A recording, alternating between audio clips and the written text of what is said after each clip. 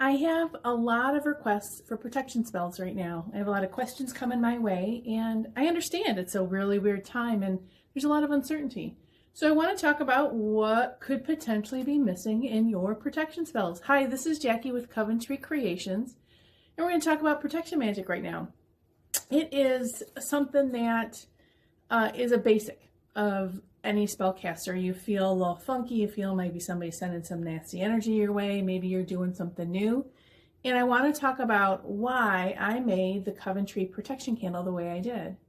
Now, the ingredients in here, there's a little list on the website. It talks about some of what's in here, but the ingredients that I put in here and the intent that I put in here is to create a shell around you so you can do your work internally. And that's often the missing ingredient.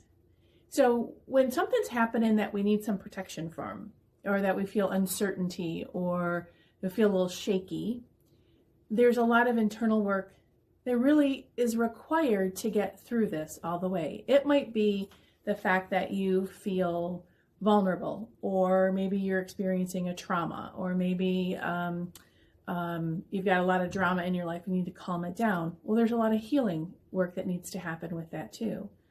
Sometimes the protection that we need, it's because there's been a back and forth exchange with another person, and it gets to the place where you just got to cut it and you need some protection from that. And then you got to heal that back and forth exchange. You got to let go of that energy.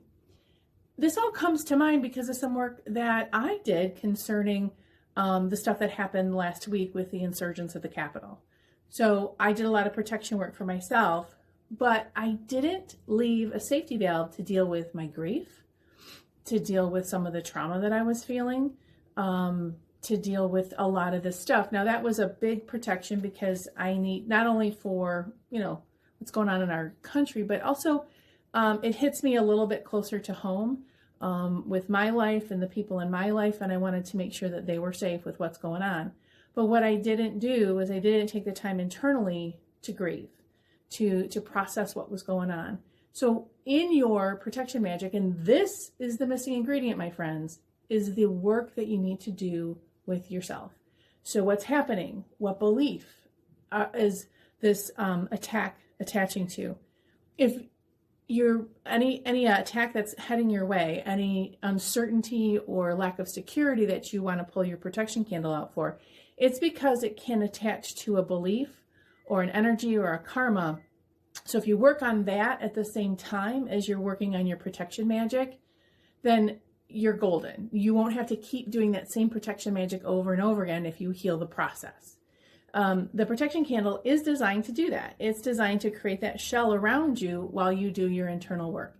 It's also designed to protect you from your own self-sabotage.